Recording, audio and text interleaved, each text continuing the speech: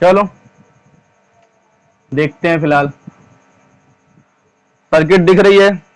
इस सर्किट में हमें क्या फाइंड करना है? करंट फाइंड करना है, मतलब I1 I2 और I3 फाइंड करना है। तीन करंट दी हुई है, I1 I2 I3, ये फाइंड करना है। तो सबके पास बुक होगी मेरे ख्याल से, सभी बुक में देख लीजिएगा ये डायग्राम। शायद इसमें कम समझ में आ रहा होगा तो बुक में ज्यादा इजीली समझ में आ जाएगा। कहाँ पे करंट की डायरेक्शन क्या दी हुई है, सब कुछ इसमें बना हुआ है। तो अब हम क्या करेंगे? सर्किटल लॉ लगाएंगे। हमें तीन लूप दिख रहा है, तीन क्लोज लूप दिख रहे हैं। पहला क्लोज लूप ये दिख रहा है, दूसरा क्लोज लूप ये दिख रहा है और तीसरा क्लोज लूप ये दिख रहा है। तो हम तीनों को इसमें अप्लाई करेंगे, तीनों में अप्लाई करेंगे। पहले क्लोज लूप में इसमें, दूसरे क्लोज लूप इसमें और तीसरे क्लोज लूप इसमें। तीनों में हम एम्पियर का वोल्टेज लॉ या एम्पियर सेकंड लॉ अप्लाई करेंगे और देखेंगे कि I1 I2 I3 की वैल्यू कितनी आती है। तो चलिए सब में हम क्लॉकवाइज ले लेते हैं। क्लॉकवाइज या एंटी क्लॉकवाइज आपकी मर्जी, आप कुछ भी ले सकते हो डायरेक्शन। तो आप क्लॉकवाइज लोगे कि एंटी क्लॉकवाइज लोगे?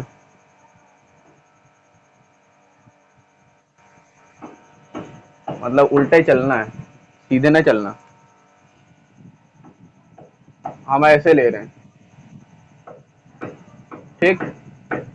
सब में ये क्लॉकवाइज चल रहा है कुछ इस तरीके से। चलो देखो, क्लॉकवाइज लो या एंटी क्लॉकवाइज लो, कोई फर्क नहीं पड़ने वाला।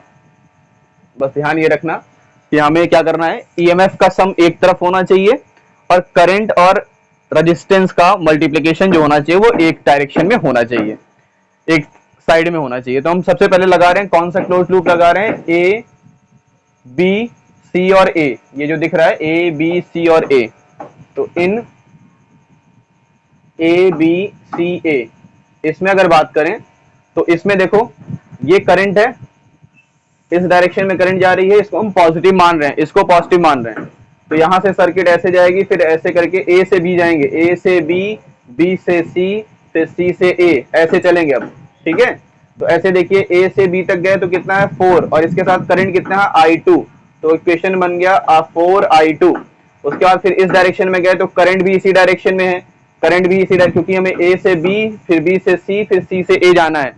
तो ए से बी गए 4I2, बी से सी जाएंगे तो बी से सी जाने पर क्योंकि करंट की डायरेक्शन इसी डायरेक्शन में है तो 2I2 plus I3, I2 plus I3। फिर उसके बाद करंट इसी डायरेक्शन में है और यहाँ पर 1 ओम है तो +1, और इस पर करंट कितनी है I1, ये बराबर होगा किसके? 10 के। हाँ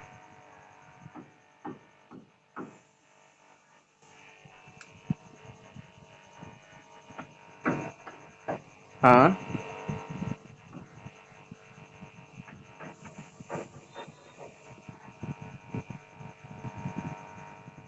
10/4 हो जाएगा। मतलब एक रेजिस्टेंस को कैसे लिख सकते हैं, कैसे ले सकते हैं? अगर हम अलग अलग रेजिस्टेंस ले सकते किसी सर्किट में, अगर अलग अलग रेजिस्टेंस को हम ले सकते तो फिर एम्पियर का सर्किटल लॉ, एम्पियर का ये वोल्टेज लॉ बनाने की जरूरत ही क्या थी फिर? एम्पियर का लॉ, एम्पियर ने जो लॉ, सॉरी एम्पियर कह रहा हूँ, किरचॉफ ने जो लॉ बनाया था उसकी जरूरत क्या थी? किरचॉफ के लॉ की क्या जरूरत थी? फिर अलग अलग सारे रेजिस्टेंस को वोल्टेज से डिवाइड कर लिया होता सभी ने, जरूरत ही नहीं पड़ती।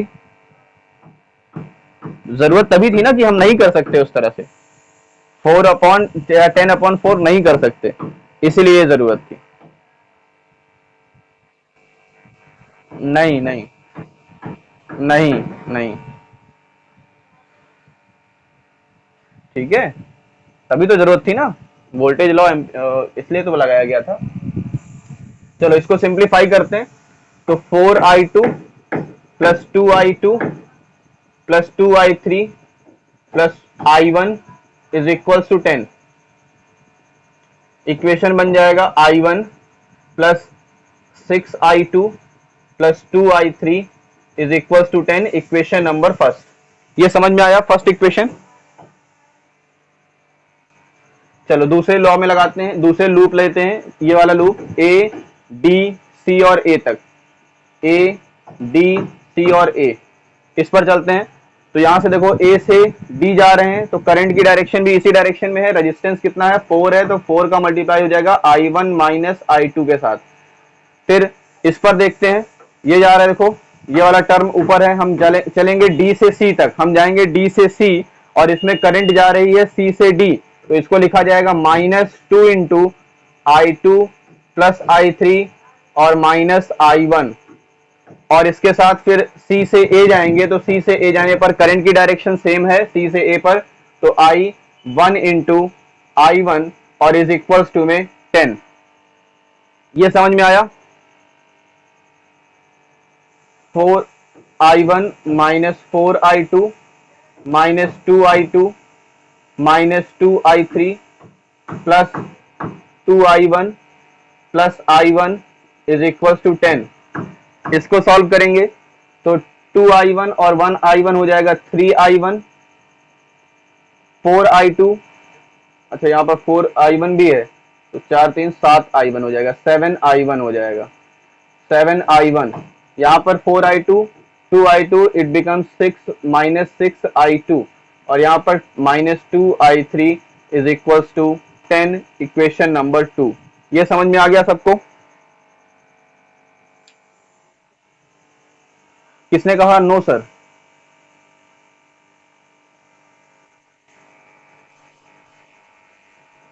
कहाँ थे बेटा, स्टार्टिंग से नहीं देखे थे क्या?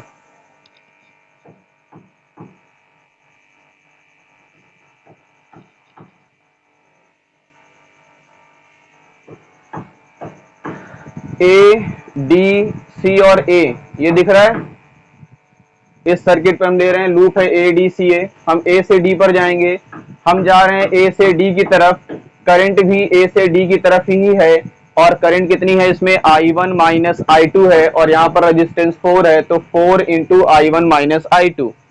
उसके बाद हमें जाना है डी से सी पर, हम जा रहे हैं डी से सी पर, करंट जा रही है सी से डी, हम जा रहे हैं डी से सी और करंट जा रही है सी से डी, यानी जो हमारे जाने की डायरेक्शन और करंट के जाने की डायरेक्शन दोनों क्या है, अपोजिट है। इसलिए हम क्या करेंगे, इसको माइनस में लिखेंगे, तो हमने लिखा -2, और इसमें जो करंट जा रही है, करंट कितनी है I2 plus I3 minus I1, ये क्वेश्चन में दिया हुआ है, और प्लस उसके बाद हम सी से ए जाएंगे, तो सी से ए में रेजिस्टेंस और करंट की डायरेक्शन सेम है, इसलिए 1 इंटू I1 इक्वल्स टू 10, 10 इसकी वजह से आया। उसके बाद इसको मल्टीप्लाई करने के बाद I1 को अरेंज किया, I2 को अरेंज किया और I3 को अरेंज करके ये सेकेंड इक्वेशन बना। सेकेंड इक्वेशन हो गया, इतना स्क्रीनशॉट लीजिए, तो थर्ड इक्वेशन नोट करते हैं। फिर हम जल्दी से स्क्रीनशॉट ले लीजिए, तो थर्ड इक्वेशन बनाएं। यहां पर ई लिखा होगा मेरे ख्याल से। अब हम क्लोज लूप लेंगे, कौन सा, ये इक्वेशन बाद में बता दीजिएगा मुझे। तीनों इक्वेशन की जरूरत पड़ेगी हमें सॉल्व करने के लिए। इसमें लूप लॉ लगाइए, तो इसमें हम कहां से चलना स्टार्ट करें, आप कहीं से भी स्टार्ट कर सकते हैं। हम स्टार्ट कर देते हैं, मान लीजिए बी से स्टार्ट कर देते हैं, तो हम बी से सी जाएंगे, फिर डी, ई और बी वापस जाएंगे, यानी हम चलेंगे in B C D E और बी पर, वापस जाएंगे कहां से, बी सी फिर डी फिर ई फिर बी पर। क्लोज लूप बनाया हमने। बी से सी जा रहे हैं, तो करंट की डायरेक्शन सेम है, रेजिस्टेंस 2 ओम है, 2 इंटू I2 प्लस I3, फिर यहां पर भी करंट सेम है, तो प्लस इस पर करंट कितनी है 2, रेजिस्टेंस है I2 plus I3 minus I1। उसके बाद फिर देखिए इक्वल्स टू में क्या आएगा, हाँ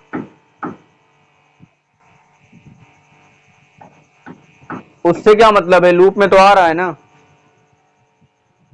इस लूप में है ना। इस तरह से देखा जाए तो ये कॉमन था, इस लूप में भी आया था, इस लूप में भी आया था, तो उससे कोई फर्क नहीं पड़ता। एक बार कैलकुलेट हो चुका है कि नहीं हुआ है उससे मतलब नहीं है, हमें सर्किट लूप देखना है, लूप में जितने रेजिस्टेंस आएंगे सब अप्लाई होंगे, चाहे वो ले चुके हो चाहे नहीं लिए हो। अब इस सर्किट में, इस लूप में कोई और रेजिस्टेंस है, इस लूप में कोई और रेजिस्टेंस है क्या, इसमें सिर्फ एक ही रेजिस्टेंस था, ये दो रेजिस्टेंस है, ये वाला और 2 ओम का, और ये 2 ओम का ये वाला। अब क्या बचा, वोल्टेज यानी ई कितना बचा 5 वोल्ट। इसको कैलकुलेट करें तो 2I2 2I3 plus 2I2 plus 2I3 minus 2I1 equals to 5। It means इसको लिख सकते हैं 2I1 plus 4I2 plus 4I3 is equals to 5, equation number 3। इस तरह से हमारे पास 3 इक्वेशन मिल गए हैं। तीन इक्वेशन है हमारे पास, तीन वेरिएबल हैं I1, I2 और I3। क्या तीन वेरिएबल को सॉल्व करने के लिए तीन इक्वेशन की जरूरत होती है? जी सर, तीन वेरिएबल्स को सॉल्व करने के लिए तीन इक्वेशन की जरूरत होती है। तो हमारे पास तीन वेरिएबल भी हैं और तीन इक्वेशन भी है। अब इन तीनों इक्वेशंस को सॉल्व करके हम I1, I2 और I3 की वैल्यू आसानी से निकाल सकते हैं। क्या आप लोग निकाल लेंगे या मैं बताऊं? ठीक है, तीन इक्वेशन है आपके पास, तीनों को सॉल्व करके I1, I2 और I3 की वैल्यू निकाल लीजिएगा। क्लास 11th में आप लोगों ने मैथमेटिक्स में यह काम किया होगा जब सर्कल पढ़ रहे थे। कोनिक सेक्शन में आप लोगों ने सर्कल पढ़ा होगा, वहां पे तीन इक्वेशन बनते थे, तीन वेरिएबल होते थे, है ना। तो उस तरह से सॉल्व करके इसको सॉल्व करिएगा। नहीं आएगा तो पूछ सकते हैं फिर बाद में, लेकिन कोशिश जरूर करिएगा। रफ करें इसको। नेक्स्ट क्वेश्चन बताएं। चलिए अगला क्वेश्चन देखते हैं। अब हम किरचॉफ सेकंड लॉ पर दूसरा क्वेश्चन देखते हैं। व्हीट स्टोन ब्रिज से रिलेटेड कुछ क्वेश्चन है ये। इसमें करंट नहीं दिया हुआ है, कुछ ऐसे बना हुआ है, देखिए।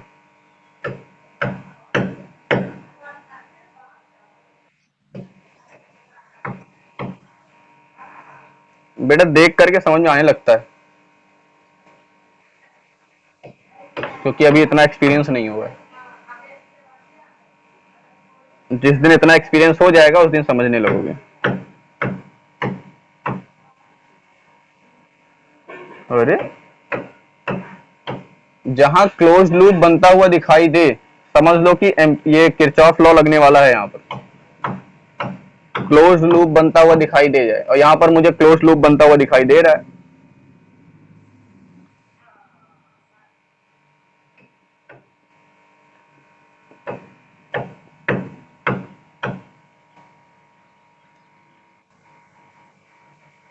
बिल्कुल कर सकते हैं। गुड, पूछ लो, ऐसे जाओ, जी लो अपनी जिंदगी। पूछ लो पूछ लो पूछ लो। मैं गुस्से में हूँ? मैं कहाँ गुस्से में रहता हूँ?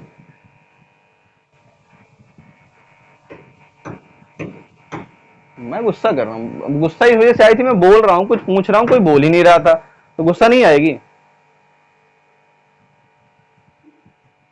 ऐसा लगता है कि मुर्दों को पढ़ा रहा हूं मैं। नहीं, ऐसा लगता है ना कई बार, जब शब्द नहीं निकलते, मुझसे कुछ पूछ रहा हूँ तो उसका कोई आंसर ही नहीं निकल रहा है, तो फिर गुस्सा तो लगेगी, स्वाभाविक सी बात है। तो चलो फिलहाल इसको सॉल्व करते हैं। तो भाई देखो, ये पॉजिटिव टर्मिनल दिया हुआ है, ये नेगेटिव टर्मिनल दिया हुआ है। ये पॉजिटिव टर्मिनल, ये नेगेटिव टर्मिनल, यानी करंट फ्लो होना स्टार्ट होगी इस डायरेक्शन में। करंट ऐसे फ्लो होगी। मान लेते हैं करंट कितनी फ्लो होगी? आई करंट फ्लो होगी। मान लेते हैं कितनी करंट फ्लो होगी? कैपिटल आई करंट यहां से फ्लो होना स्टार्ट होती है। ठीक है, यहां से आई करंट फ्लो होना स्टार्ट होती है। तो यहां पर यानी इस 10 ओम पर, ये 10 ओम का जो रेजिस्टेंस है, इस पर कितना करंट फ्लो होगी? आई करंट फ्लो होगी। ठीक है, अब मान लेते हैं कि ये करंट यहां पर पहुंचती है, तो जंक्शन लॉ लगेगा यहां पर, एम्पियर किरचॉफ का पहला लॉ, जंक्शन लॉ। यहां पर करंट दो भागों में डिवाइड होगी, ये पहला पार्ट है और ये दूसरा पार्ट है, दो पार्ट में डिवाइड होगी। तो हम मान लेते हैं ये पहला जो करंट जा रहा है, इस साइड में जो करंट गया वो I1 है, और इस साइड जो करंट गया वो I2 है। समझ में आ गया? I1 और I2 हमने मान लिया है। जो 10 ओम जो है, इस पर करंट गया I1, और ये जो करंट है इस पर गया I2। I1 और I2 ये दो करंट हो गए। अब बताइए, ये जो I है, क्या हम इसको I1 प्लस I2 लिख सकते हैं? भाई I ही तो दो पार्ट्स में डिवाइड हुआ है, I1 और I2 में, तो हम I को लिख सकते हैं I1 प्लस I2। अब देखिए, अगर हम जंक्शन को ध्यान से देखें, यहां पर देखिए, यहां पर क्या हो रहा है? यहां से जो करंट आएगी और यहां से जो करंट आएगी, यानी इस 5 ओम से जो करंट आएगी और इस 10 ओम से जो करंट आएगी, मिल करके कितना करंट बनाएंगे? I। इसका मतलब I1 प्लस I2, बात सही है कि नहीं बताओ?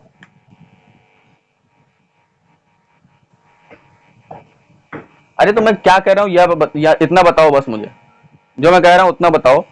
अगर यहां पर 10 ओम है, यहां पर 5 ओम है, अभी मैं ये नहीं कह रहा हूं कि I1 I2 डिवाइड होगी क्या होगी, मेरे जो कहने का मतलब है, जो मैं पूछ रहा हूं उसका जवाब दो। इस पॉइंट पर करंट मिलेगी तो क्या मिलेगी? यही तो मिलेगी जुड़ने के बाद। यहां से अगर आई करंट निकली थी तो वापस भी तो आई करंट ही आएगी, यानी I1 प्लस I2 के बराबर। अब देखो, जहां से करंट डिवाइड हो रही है वो 10 ओम और 5 ओम है, और जहां पर करंट आके मिल रही है वो 5 ओम और 10 ओम है। दोनों सिमेट्रिकल हैं, दोनों सिमेट्रिकल हैं। तो अगर इस पर 10 ओम पर I1 करंट थी, क्योंकि दो ही यहां पर भी हैं, दो यहां पर भी हैं, अगर यहां पर दो रेजिस्टेंस होते, यहां पर 3 रेजिस्टेंस होते, तब हम ये अप्लाई नहीं कर सकते थे जो अप्लाई करने वाले हैं। यानी अगर इसमें करंट I1 थी तो यहां पर भी करंट I1 होगी, और इस पर करंट अगर 5 एंपियर 5 ओम वाले पर करंट I2 थी तो इस पर भी करंट I2 ही होगी, क्योंकि दो डिवाइड हो रहा है और दो से ही मिल रहे हैं, वही रेजिस्टेंस है। अगर रेजिस्टेंस चेंज होते तो ये पॉसिबल ना होता, बट रेजिस्टेंस क्योंकि चेंज नहीं है, वही रेजिस्टेंस है, इसलिए ऐसा पॉसिबल हो सकता था। अब बात यह आ जाती है कि फिर इस पर कितनी करंट होगी, ये जो गया इस पर करंट कितनी होगी, प्रश्न उठना चाहिए कि इस पर करंट कितनी होगी। तो देखिए, यहां पर I2 है, यहां पर डिवाइड हुआ, ये है पॉइंट हमारा। मान लीजिए इस पर करंट इस डायरेक्शन में जाएगी, यहां से जाकर के यहां से, और फिर यहां से यहां पर ऐसे आ जाएगी, तो इस पर करंट कितनी होगी, इस पर करंट कितनी होगी, कितना? I3। और जो I3 होगा वो किसके बराबर होगा?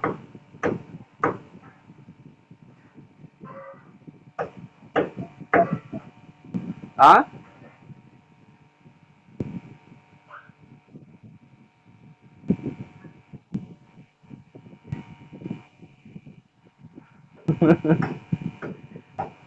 देखो, यहां से हुआ क्या, इस पॉइंट पर पहुंचा, कितना करंट आ रहा था? I2 करंट आ रहा था इस पॉइंट पर। फिर यहां से क्या हुआ, दो पार्ट, यहां से डिवाइड हो गया दो पार्ट्स में, यहां से डिवाइड हो गया दो पार्ट्स में, एक करंट चली गई I1, तो बची कितनी? बचेगी भैया I2 माइनस I1 बचेगी। नहीं समझ में आया? देखो, यहां से करंट जा रहा था I2, यहां पर दो पार्ट्स में डिवाइड हो गया। अगर ये पार्ट I1 है तो ये वाला पार्ट क्या होगा? I2 माइनस I1 ही तो होगा। अगर यहां पर 5 एंपियर की करंट थी, यहां पर 2 चला गया, तो यहां पर क्या बचा? 5 माइनस 2 ही तो बचेगा। हाँ, तो ये अगर यहां से करंट गया तो इस पर करंट कितना हो गया? 5 ओम पर कितना करंट हो गया? I2 minus I1। समझ में आ गया? अब क्या करना है? सिंपल सा क्या लगाना है हमें? किरचॉफ लॉ लगाना है। किरचॉफ लॉ लगा देते हैं। तो लूप ले रहे हैं ए बी, क्या बचा है?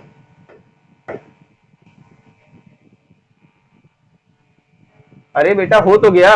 ये देखो, यहां से करंट क्या आ रही है? यहां से जा रही, इस पॉइंट पर देखो, इस पॉइंट पर क्या हो गया? I1 करंट यहां से आ रही है और यहां से आ रही है I2 माइनस I1।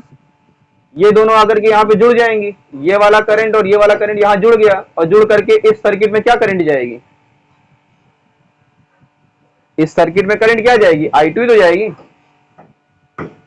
जोड़ करके देख लो, I1 और इसको जोड़ोगे तो क्या आएगा? I1 I1 कट जाएगा, बचेगा I2। ठीक है, चलो अब लगाते हैं क्या हम लोग? किरचॉफ का लॉ, किरचॉफ लॉ। तो किरचॉफ लॉ लगाने के लिए पहला लूप क्या ले रहे हैं? फर्स्ट लूप कौन सा लेते हैं? इन ए बी डी और ए, ये लूप ले रहे हैं, ए बी डी ए। ठीक है, तो ए में देखो, यहां से ए से बी जा रहे हैं तो करंट भी इसी डायरेक्शन में है 10I1। फिर बी से डी जाएंगे तो करंट की डायरेक्शन ऊपर की तरफ है, हम बी से डी जा रहे हैं। इट मींस क्या हो जाएगा, -5 का मल्टीप्लाई हो जाएगा I2 माइनस I1 के साथ। फिर हम जा रहे हैं डी से ए पर और करंट जा रही है ए से डी पर, तो ये भी माइनस में हो जाएगा, -5 इंटू I2 हो जाएगा और इक्वल टू में क्या आ जाएगा 0, क्योंकि यहाँ पर ईएमएफ है ही नहीं, इस सर्किट में हमने ईएमएफ मिला ही नहीं, कोई भी वोल्टेज कोई भी बैटरी मिली ही नहीं, तो कितनी हो गई वैल्यू 0 हो गई। अब कितना आ जाएगा 10I1 minus 5I2 plus 5I1 minus 5I2 is equals to 0। तो यहां से कितना आ जाएगा 15I1 minus 10I2 is equals to 0। 5 common ले लेंगे तो 3I1 minus 2I2 is equals to 0। इसका मतलब हो गया 3I1 जो होगा वो 2I2 के बराबर होगा, इक्वेशन नंबर 1। 3I1 जो है वो किसके बराबर होगा, 2I2 के बराबर हो जाएगा। अब हम कौन सा सर्किट लगा लेते हैं, सर्किट स्टार्ट करते हैं। ए डी सी और ए ऐसे चल रहे हैं, ए डी सी और ए इस लूप में ले रहे हैं। इन ए डी सी और ए पर लेते हैं तो ए से डी पर आ जाएगा 5I2 प्लस डी से सी पर जाएंगे तो 10I1 और इधर से आएंगे तो क्या मिल जाएगा हमें, ये एक रेजिस्टेंस और मिलेगा 10 प्लस 10I1 प्लस I2 और ये बराबर होगा 10 वोल्ट के, तो हो जाएगा 5I2 plus 10I1 plus 10I1 plus 10I2 equals to 10। अब तो आ जाएगा मेरे ख्याल से 15I1 प्लस नहीं 20I1 होगा, 20I1 प्लस 15I2। हाँ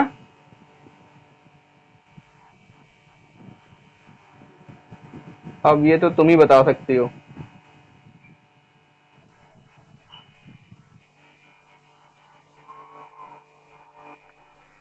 अब ये इक्वेशन नंबर 2 बन जाएगा। दो इक्वेशंस को सॉल्व करके I1 और I2 की वैल्यू निकाल सकते हो। स्क्रीनशॉट ले लो जल्दी से।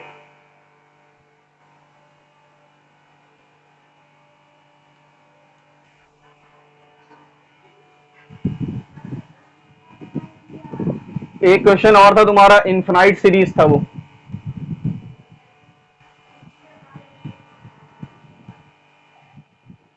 एडिशनल का क्वेश्चन होगा मेरे ख्याल से इन्फिनाइट सीरीज वाला। तो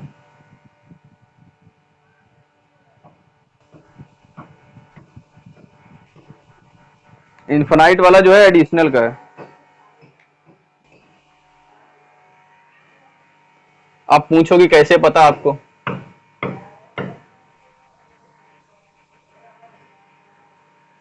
पता नहीं कैसे पता।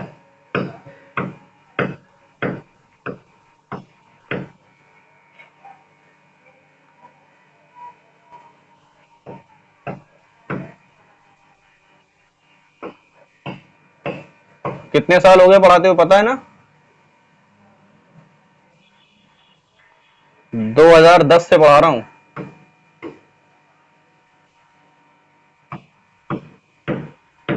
आप समझ लो फिर।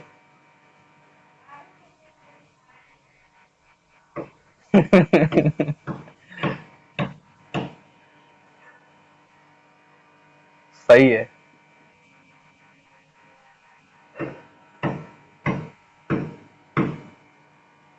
सब टैलेंटेड बच्चे हैं हमारे।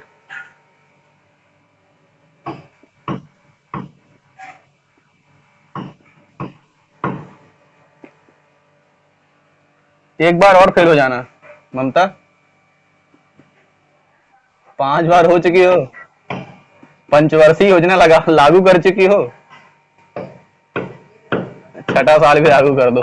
देखो कुछ सर्किट ऐसी बनी थी, इसका हमें फाइंड करना था, करंट साइड फाइंड करनी थी इस पे, है ना। तो ये इनफाइनाइट सीरीज है। अब अगर इनफाइनाइट सीरीज की बात करें, थोड़ा सा कुछ देखो, अगर हम इंफिनिटी तक चलते चले जाएं तो सब में 1 ओम का रेजिस्टेंस ही जुड़ा रहा है, सब में जो जुड़ रहा है वो कितने ओम का रेजिस्टेंस है, 1 ओम का रेजिस्टेंस ही जुड़ रहा है। अगर मैं इतने को हटा दूं, ये हटा दूं, इधर का हटा दो, इधर का हटा दो, वही सीरीज बनी है, मतलब सीरीज इतना भी जोड़ दोगे तब भी वही सीरीज रहेगी। अच्छा इतना हटा दो, अब बताओ, वही सीरीज दिख रही है ना। यानी इसका इक्विवेलेंट रेजिस्टेंस हम मान लेते हैं आर है, पूरी सीरीज का इक्विवेलेंट रेजिस्टेंस जो है वो आर है। इनफाइनाइट सीरीज है, इनफाइनाइट सीरीज का इक्विवेलेंट रेजिस्टेंस क्या है, आर है। Let equivalent resistance of the circuit be R, equivalent resistance जो है वो आर है। तो अब देखो हम यहां तक के रेजिस्टेंस की बात कर रहे हैं, इतना हटा दो, इतना हटा दोगे तब भी सर्किट वही दिखेगी हमें। तो इतना हम इक्विवेलेंट रेजिस्टेंस आर मान लेते हैं, इतने का इक्विवेलेंट रेजिस्टेंस, इतने का बस इतने का इक्विवेलेंट रेजिस्टेंस हम आर मान लेते हैं और इसको हटा करके यहां पर आर लगा देते हैं, ठीक रहेगा। इतने को हटा करके हम क्या लगा देते हैं, आर लगा देते हैं, इतने को हटा दो और इतने को हमने क्या क्या लगा दिया यहां पर, इक्विवेलेंट रेजिस्टेंस क्या लगा दिया, नहीं यहां पर लगाओ, यहां पर ज्यादा बेटर होगा, यहां पर लगा दिया हमने इक्विवेलेंट रेजिस्टेंस आर, यानी इतना सॉल्व करने पर आर ही आएगा। और अगर हम इतने को भी सॉल्व करेंगे तब भी हमें क्या मिलेगा, आर ही मिलेगा, क्योंकि हमने पूरी सर्किट को रेजिस्टेंस इक्विवेलेंट रेजिस्टेंस आर मान रखा था। अब देखो ये वाला और ये वाला किस में जुड़ा हुआ, पैरेलल में जुड़ा है, तो इसका हम आंसर क्या ले लेते हैं, आर डैश मान लेते हैं।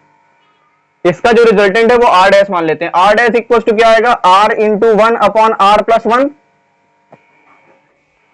तो R dash is equal to क्या हो गया, आर अपॉन आर प्लस 1, है ना। अब देखो ये जो इक्विवेलेंट रेजिस्टेंस आया ये वाला आर डैश, हम आर डैश उसके साथ सीरीज में हो जाएगा, यानी जो आर होगा वो बराबर होगा आर डैश प्लस 2 के। भाई जो इक्विवेलेंट रेजिस्टेंस होगा आर वो किसके बराबर होगा, यहां पर आएगा आर डैश और यहां पर आएगा 1 प्लस 1 इट मींस 2। तो R इज इक्वल टू हो जाएगा R upon R plus 1 plus 2, it means R plus 2R plus 2 upon R plus 1। इसका मल्टीप्लाई करेंगे तो R square plus R is equal to R plus 2R plus 2, R से R cancel हो गया, R square minus 2 is equal to 0। तो R is equal to, वो Shridharacharya formula पता होगा, याद है, तो 2 plus minus under root B square, यानी हाँ बी स्क्वायर का मतलब 4 और माइनस 4 AC यानी प्लस 8, 4 टू ज़ा 8 बन जाएगा, ये 4 टू ज़ा 8 upon 2, it means R is equal to 2 plus minus under root 12 upon 2, R is equal to 2 plus minus 2 root 3 upon 2। एक बार प्लस ले लो एक बार माइनस ले लो, तो R इज इक्वल टू एक बार आ जाए 1 प्लस रूट 3 आ जाएगा, एक बार आ जाएगा 1 माइनस रूट 3। तो 1 माइनस रूट 3 जो है इसको हम नेग्लिजिबल मान लेंगे क्योंकि इसमें रेजिस्टेंस माइनस में आएगा, रूट 3 बड़ा होता है 1 से, तो ये ले नहीं सकते, यानी आंसर क्या होगा हमारा, resistance R equals to 1 plus root 3। अब करंट निकालना है तो I इज इक्वल टू क्या होता है, हाँ बोलो,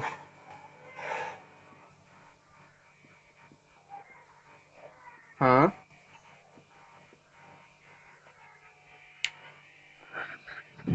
हाँ हाँ हाँ, अच्छा तो तुम्हारे कहने का मतलब ये सीरीज में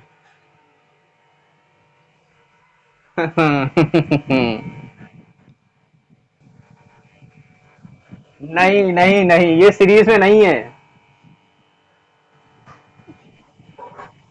देखो अगर इसको हटा दोगे, पूरा सॉल्व करके पीछे से सॉल्व करके आओगे तब ये सीरीज में हो जाएगा। पूरा हटा दिया ना हमने, यहां से हटा करके हमने सीधा सबको सॉल्व करके आर डैश ले आए तब सीरीज में है, अब सीरीज में है। लेकिन अगर यहां पर कुछ रेजिस्टेंस यहां पर जुड़ा हुआ है तब इन दोनों को हम सीरीज में नहीं कह सकते।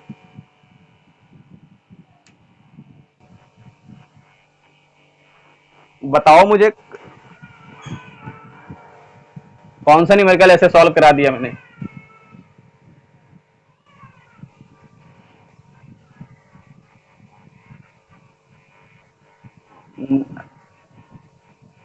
वो बैक से होगा, वो इनफाइनाइट सीरीज नहीं रही होगी, वो फाइनाइट सीरीज रही होगी। कहीं ना कहीं वो एंड हो रही होगी सीरीज, ये इनफाइनाइट सीरीज का क्वेश्चन है। वो सीरीज कहीं ना कहीं खत्म हो रही होगी, इसलिए वो सीरीज और पैरेलल लग गया होगा। वो फाइनाइट सीरीज थी, ये इनफाइनाइट सीरीज है, और इनफाइनाइट सीरीज में ऐसे ही सॉल्व होगा, बैक साइड से ही सॉल्व करेंगे, फ्रंट साइड से सॉल्व नहीं कर सकते। अब कर लोगे, इसको वैल्यू सॉल्व कर लेना, आंसर आ जाएगा। ठीक, चलिए आज के लिए क्लास ओवर करें क्योंकि टाइम भी हो रहा है। चलो आगे पढ़ते रहना, नहीं आएगा तो क्वेश्चन सेंड कर देना।